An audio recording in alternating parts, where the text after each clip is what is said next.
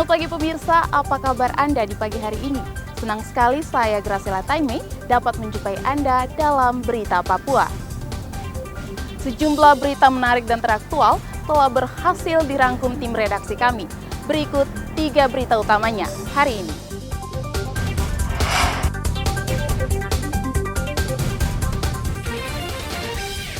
Penyidik Kejaksaan Tinggi Papua Barat menangkap buronan korupsi proyek pembangunan pasar Teluk Bintuni. Ribuan babi mati, Dinas Kesehatan pastikan flu babi tidak menular ke manusia.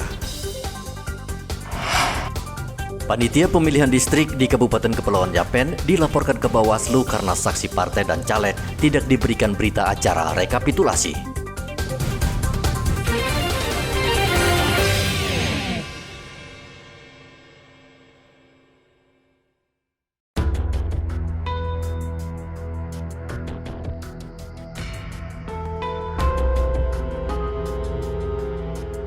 Penyidik Kejaksaan Tinggi Papua Barat menangkap buronan tersangka kasus korupsi proyek revitalisasi Pasar Rakyat Babo, Kabupaten Teluk Bintuni.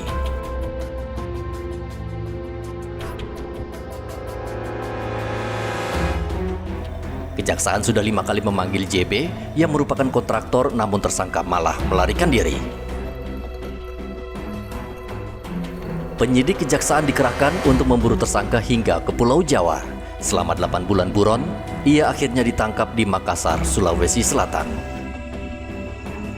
Kepala Kejaksaan Tinggi Papua Barat Harli Siregar mengatakan proyek pembangunan pasar yang dikerjakan perusahaan milik JB mangkrak.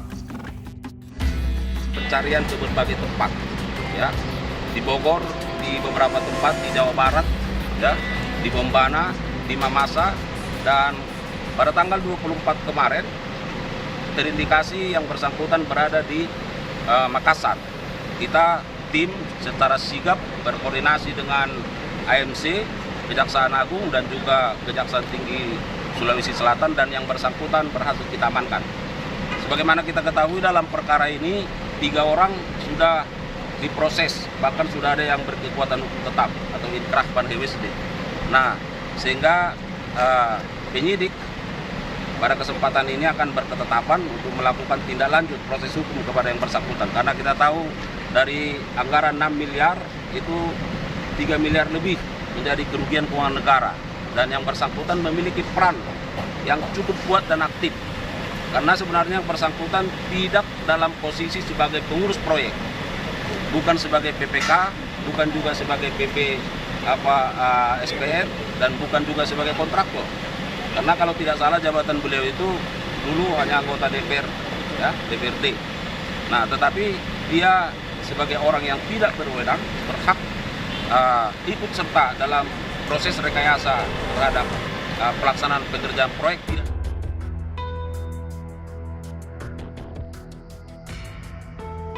Tersangka JB langsung dibawa menggunakan mobil kejaksaan dan akan menjalani tahanan selama 20 hari.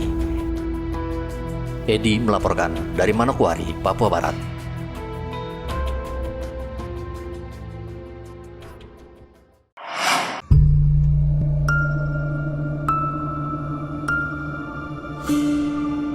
Seluruh Pemda di tanah Papua saat ini sedang siaga mengantisipasi penularan virus flu babi yang melanda Mimika hingga mengakibatkan ribuan ekor babi mati. Ketakutan ini juga melanda Merauke. Bahkan sebagian masyarakat mulai mengurangi mengonsumsi daging babi karena takut tertular. Kepala Dinas Kesehatan Merauke Neville Muskita mengatakan flu babi sejauh ini tidak menular ke manusia dan masyarakat tidak perlu khawatir mengonsumsi daging babi yang tentunya terbebas dari penyakit. Tergantung strain virusnya.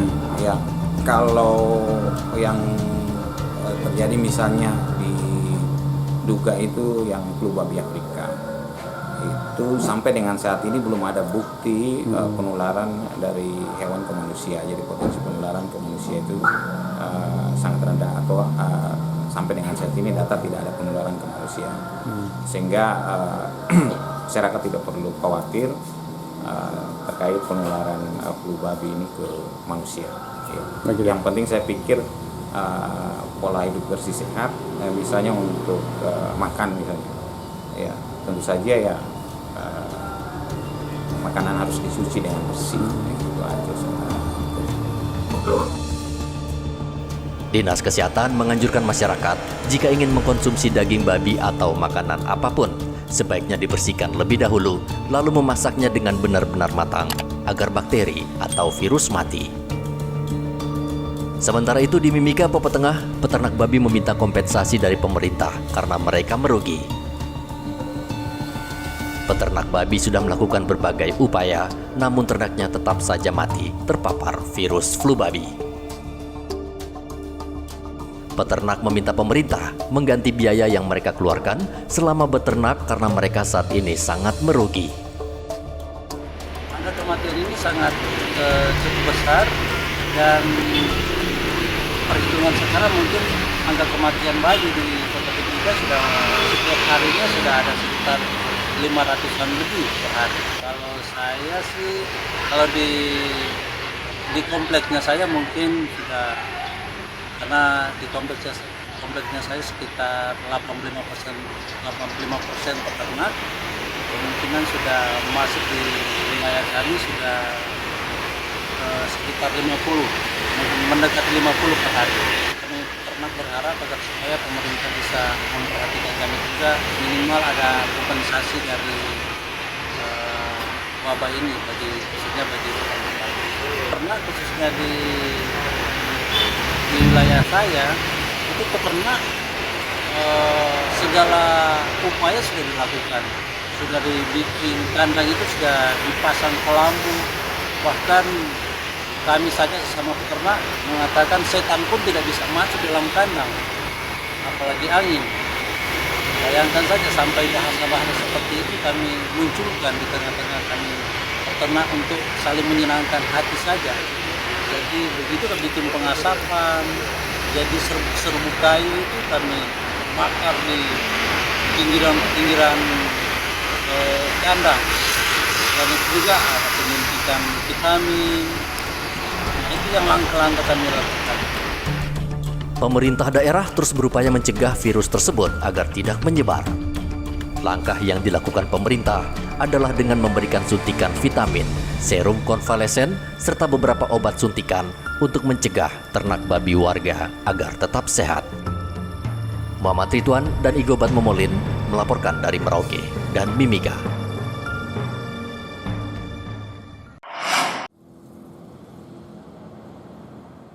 Kementerian Agama Merauke meminta umat Islam di Merauke agar tidak berspekulasi terkait penentuan tanggal Ramadan atau puasa. Kemenak meminta semua pihak sabar menunggu keputusan pemerintah terkait hasil isbat. Rencananya Kemenak Merauke bersama BMKG akan melakukan Ruhyatul Hilal atau melihat bintang pada 10 Maret mendatang di Pantai Lampu 1. Kantor Kementerian Agama Kabupaten Merauke insya Allah biasa setiap tahun akan menyelenggarakan Ruhyatul Hilal 1 hari sebelum Ramadan. Jadi hal ini biasa dilakukan di pesisir Pantai Lampu 1, diselenggarakan oleh Kantor Kementerian Agama Kabupaten Merauke dengan melibatkan beberapa ahli dari Kanwil wilayah Papua. Dalam hal ini akan dijelaskan bagaimana akan jatuh tanggal 1 Ramadan itu sehingga umat Islam bisa melaksanakan puasa. Nah, adapun terkait dengan perbedaan, biasanya umat Islam ada yang dahulu puasa, ada yang kemudian. Ini tidak perlu diperpanjang ataupun dijadikan permasalahan karena permasalahan hisab dan ru'yat ini akan menjadi dua sisi yang berbeda dan masing-masing punya kekuatan dan punya dasar hukum. Sehingga kita berharap mudah-mudahan tahun ini bisa jatuh bersamaan. Akan tetapi kalau tidak pun dipersilahkan untuk yang akan melaksanakan duluan dan kemudian tanpa harus mempertajam perbedaan. Kementerian Agama akan melakukan Ruhyatul Hilal atau meneropong bintang sebagai acuan untuk menetapkan tanggal 1 Ramadan. Ada 130 titik atau kawasan yang tersebar di Indonesia yang akan dijadikan sebagai titik pemantauan hilal. Muhammad Ridwan melaporkan dari Merauke, Papua Selatan.